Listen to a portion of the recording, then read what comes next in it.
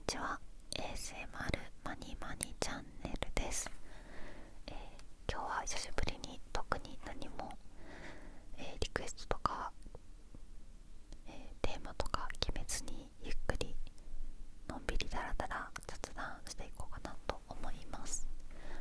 Hello, thank you for coming to ASMR マニマニチャンネル。 Today I'm going to chat with you. Yeah, with whisper voice. Please watch if you want to listen to it. Thank you. Thank you. ということで、何から話そうかな。まずはこのお洋服、これ見てください。わかりますか？これボタンが2種類あって、ハートのねボタンがついてるんですよ。このパールみたいなハートのボタンと、ちょっとこの字が書いてあるねハートのボタンと2種類2個ずつついてて、めちゃくちゃ可愛くないですか？これは昨日下北沢に友達と行ったんですけど、下北沢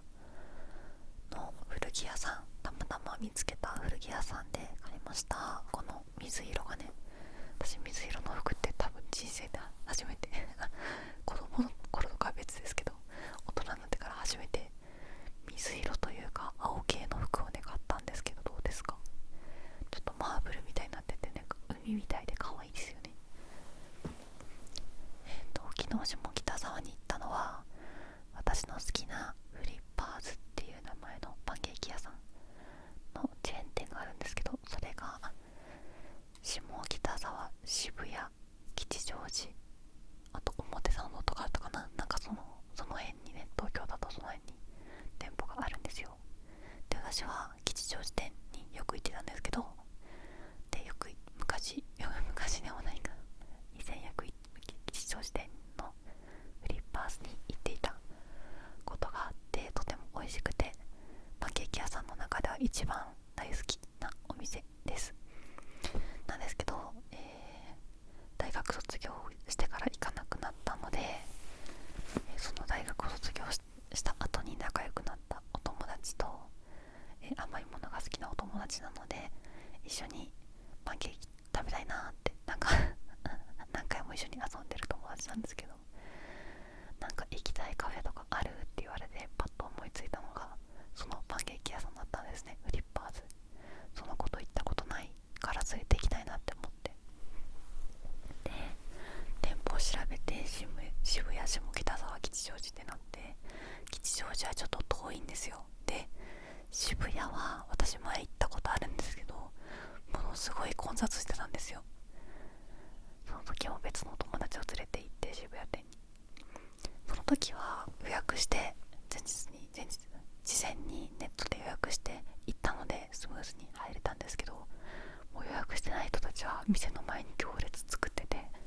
とてもね予約しないといけないような感じだったんですよ。で、下北沢ならそこまで渋谷ほどは混まないんじゃないだろうかと思って、下北沢って私行ったことないから行ってみたいんだけどどうかなって提案したら、友達が自分も行ったことないから行ってみたいよって言ってくれたので、下北沢に行ってきました。で、下北沢に3時に行って、フリッパーズ行った時はなんかちょうど満席ですって言われて、ちょっとお待ちいただいてもいいですかって言われて、全然いいですよって言って店の前で友達と立ち話してたんですけど、結構割と5分10分ぐらいかな、待ったら入れて、パンケーキ食べました。私がアップルシナモン味、なんか期間限定だか新発売だかのアップルシナモン味を食べて、友達が、塩キャラメル味、なんかカラメリゼしたくるみが上に乗っかってるっていう、カリカリのくるみが上に乗ってるっていうのを頼んで、でも友達がね、私がそのアップルシナモンと塩キャラメルでめっちゃ迷ってたんですよ。どうしよう決められないって言ってたら、じゃあその2つを頼んで一切れ交換後しようよって言ってくれて、神じゃないですか。もうね、みんなで友達がそういう状況になってたらそうしてあげてほしい、みんなもそうって言って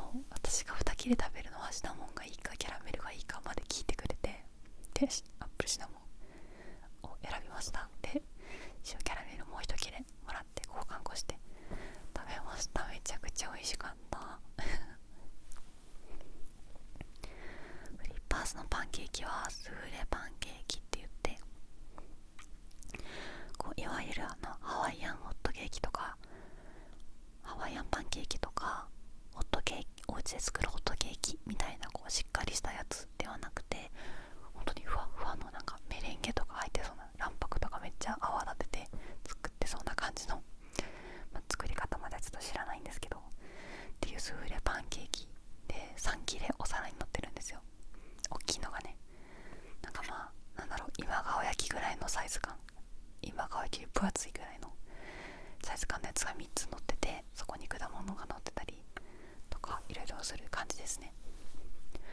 とっても美味しかった。久しぶりに食べました。やっぱ地元に店舗がないので、地元にねあったら通っちゃうと思いますね。本当に大学の頃も飽きもせずに、しかも一人で食べに行ってたんですよ。大学の頃の後輩にも、その後輩も仲良かったバイト先の後輩もその吉祥寺のパンケーキ屋に連れてって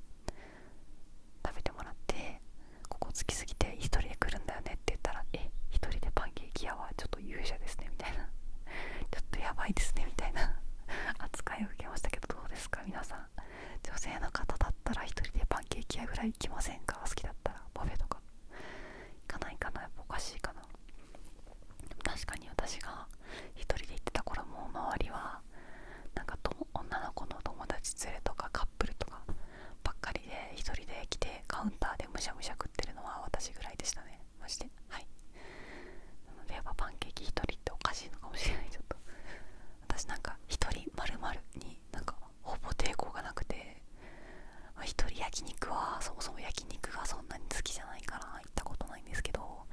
映画も行くし美術館も行くし、一人なんだろう、外食も別にファミレスとか、ファミレスは一人では行かないか、マックとか一人でどこ行くの、マックとかカフェとか普通に入れるし、なんだろう、一人一人だからここは行けないとか、一人だからやめようってはあんまりならないですね。さすがにテーマパークとかは一人では行かないかも。ディズニーとかは、そもそもディズニーは年に1回行くか行かないかぐらいなので、そこまでマニアじゃないっていう、自分が多分そのミッキーとかダッフィーに合うのが死ぬほど好きだとか、絶叫系に乗るのが大好きだとかだったら、ディズニー年パス取って、一人で毎週行ったりするかもしれないですけど、自分がディズニーにそこまでハマってないので、一人ディズニーは行ったことないし、多分行かないと思いますね、さすがに。列並ぶ時とかね、一人だと暇だと思うし、なんだろう、一人で行くタイプの楽しみ方をしてないかも、ディズニーに関しては。だからそうね、一人焼肉、一人ディズニーぐらいかな、したことないの。あとなんかあるかな、服の買い物とかも普通に一人で行くし、なんだろうね、何でも行きますね、全然。なんか逆に私は服買うのは一人の方が好きですね。誰かと一緒に行くとその人の意見も入ってくるから、私は気に入ったのにその人がなんかこっちのがいいんじゃないって言ったりとか、なんか逆に自分がそこまで気に入ってないのに、なんか友達にそれいいじゃんとか、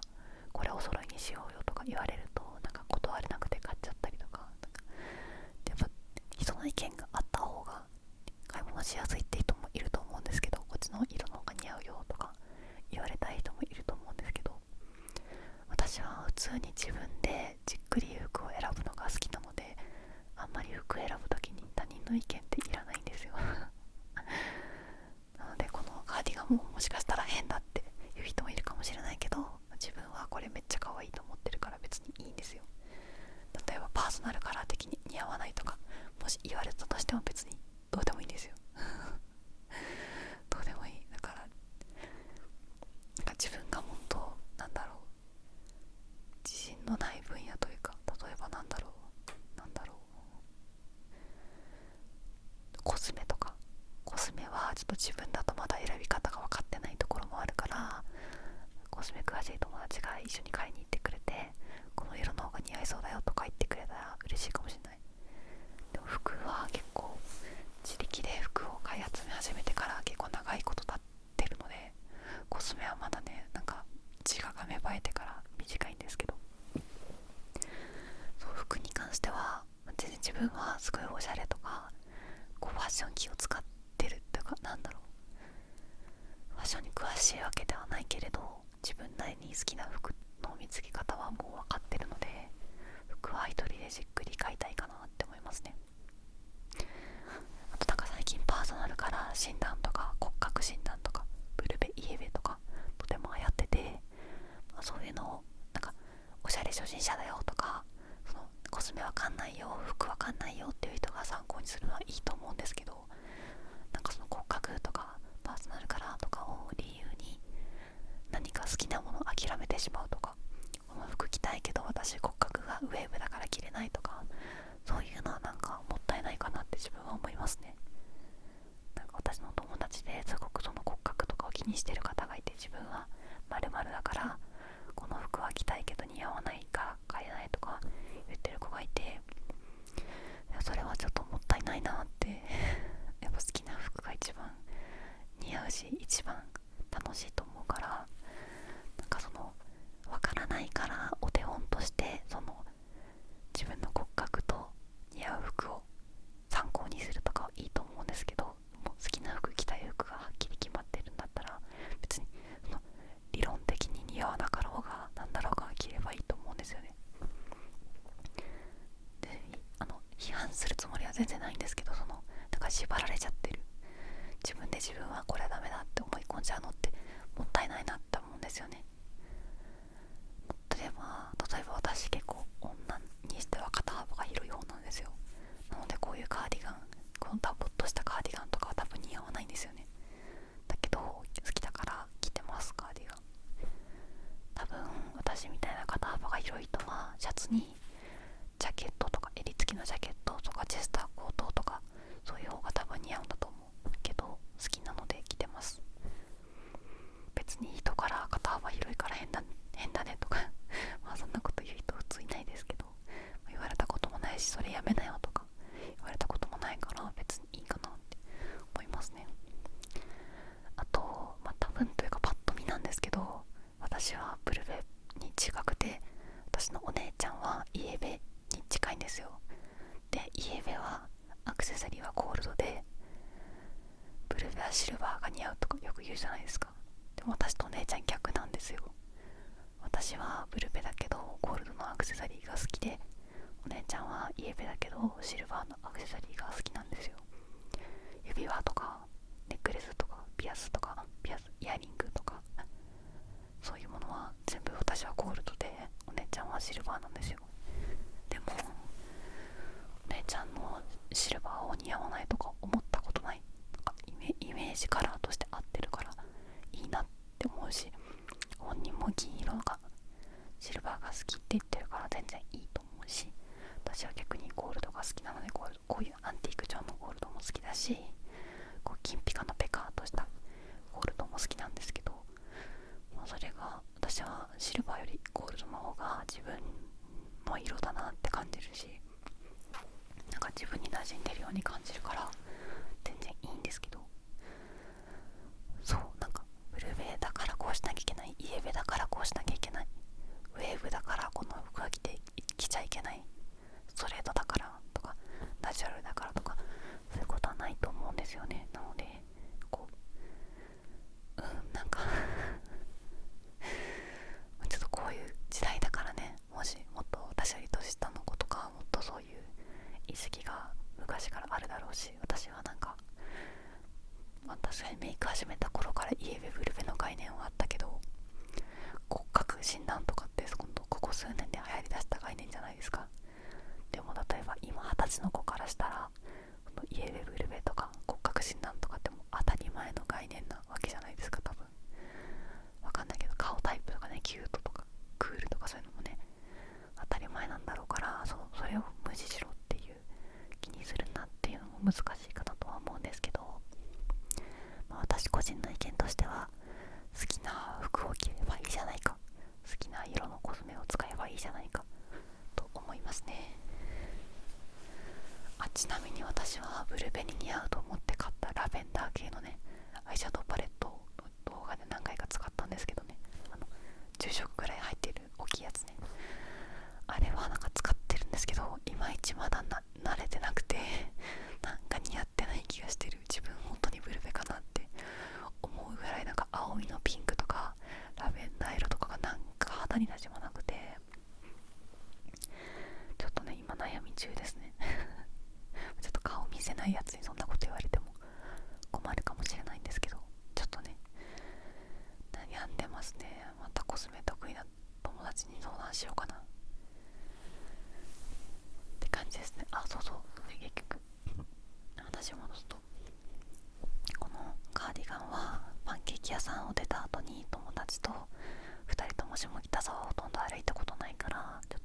しようって言って下北沢の北口かなを先にブラブラしました。なんか下北沢は北口と南口にざっくり分かれてるみたいで、北口の方がいわゆる下北沢っていう感じでしたね。古着屋さんがいっぱいあって、チェーンじゃないカフェ、おしゃれなカフェとか、なんだろう、ベーグルカフェとかパンケーキ屋さんもあるし、サンドイッチとか、なんだっけな、なんかそうチェーンじゃない感じのカフェがいっぱいありました。一応スタバもあった気がするけど、なんか全体的にチェーン店が少なくて、すごく下北感のある街並みでした。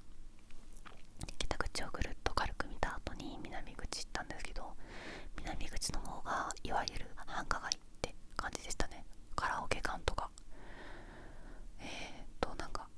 チェーン店が多かったですね。松屋、すき家だっけな、牛丼屋もあったりとか、カラオケ屋があったり、マックがあったりとか、いわゆる普通の繁華街に近かったですね。南口の方は。でもなんだろう、なんかパルコ的な建物もあったけど、なんかそういう吉祥寺とかに多いパルコとか、ああいうショッピングビルっていう感じよりは路面店が多いっていうのは北口も南口も共通してて、そこがとても歩いてて面白かったですね。その建物にわざわざ入らなくても道を歩いてるだけでお店が楽しめるので、とても面白かったです。私は、下北沢は一応人生で2度目で、1回目は大学1年生か2年生の頃に1個上の先輩、女の子の先輩が連れてってくれて、なんか今もあるかなわからない、ちょっと店名とかわからないんですけど、オムライス屋さんで、オムライスの卵をなんかバラの形に卵がバラの花びらになるように巻いてくれるみたいな、そういうおしゃれなインスタ映えみたいなオムライス屋さんに連れてってもらって、確か2000円ぐらいしてオムライスだけです結構高かったんですけど、なんかおごってもらったっていう思い出がありますね。でもそれがもうどこのなんて店なのかわかんない、ネット調べればわかるかもしれないけどっていう思い出があって、で一応その先輩がおしゃれな人だったので古着屋さんとかも一緒に見たんですけど、私大学生の頃全くおしゃれとか興味なくて、もう超ダサダサのね、ユニクロオンリーみたいな、ユニクロがダサいとかではないんですけど、いわゆるダサい格好みたいな、パーカーとジーパンみたいな格好を年がら年中なんかいつでも T シャツとジーパンなのか、パーカーとジーパンなのか、セーターとジーパンなのか以上みたいな感じの、本当にそういう生活をしてたので、大学の頃はそういうとこ連れてかれても全然面白くなくて、みたいな、変な服みたいな感想しかなくて、面白いイメージなかったんですけど、昨日下北行ってきて、下北すごい面白い街だなって思いました。その路面店が多いっていうのも自分は見慣れなくて面白いし、古着屋さんとかおしゃれなカフェとか、あと雑貨屋さん、アンティーク屋さんっていうのかな、なんかそのアンティークの食器だったり帽子、アクセサリー、とか箸置きとか、そういうちょっと古いものとか、あと昔のヨーロッパの切手とかポストカードとか、そういうものを扱ってるお店がたくさんあって、めちゃくちゃ見れて面白かったです。そこは女が一人でふらふら街遊びするにはいい街なんじゃないかなって思いましたね。特に古着とか服とか興味あるなら楽しいと思う。この古着はちょっとお店の名前忘れてしまったですけど、なんかそのフリッパーズからと近くにあるお店で、これは店の前に半額になって売ってました。ちょっと定価だったらとても買えない値段なんですけど、半額だったのでちょっと心動かされてしまって、自分が普段買ってる洋服の値段と同じぐらいかそれより安いぐらいだったので、ちょっといいなって思って、でそのお店の中に入って決めようって他のものも見て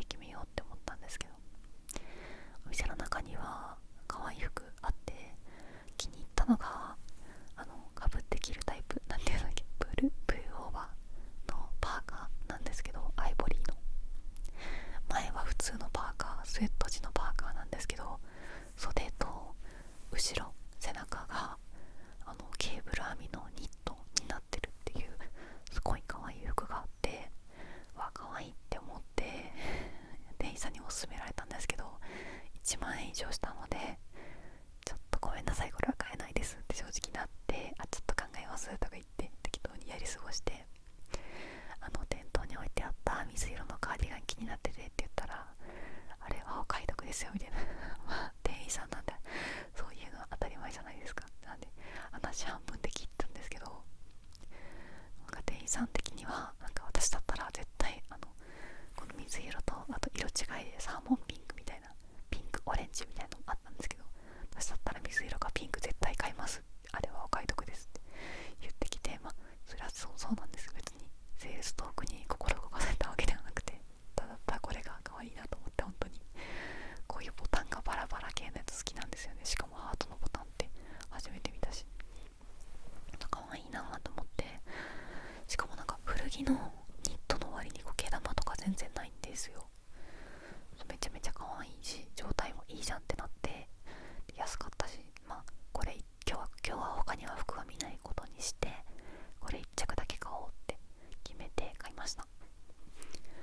でそこでちょっと店員さん、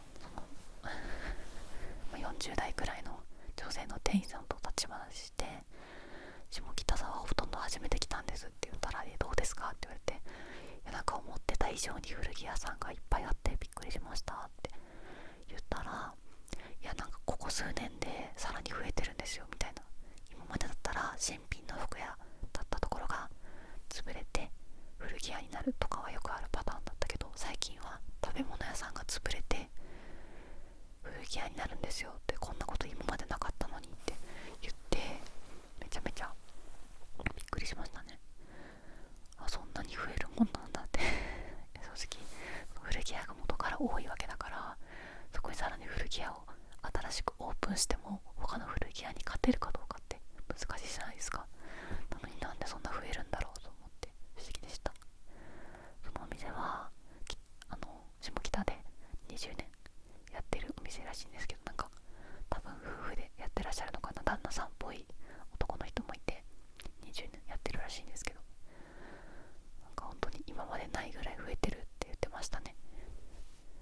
でなんか美味しいものとか食べましたって、おしゃれなカフェとか多いですよねって言われて、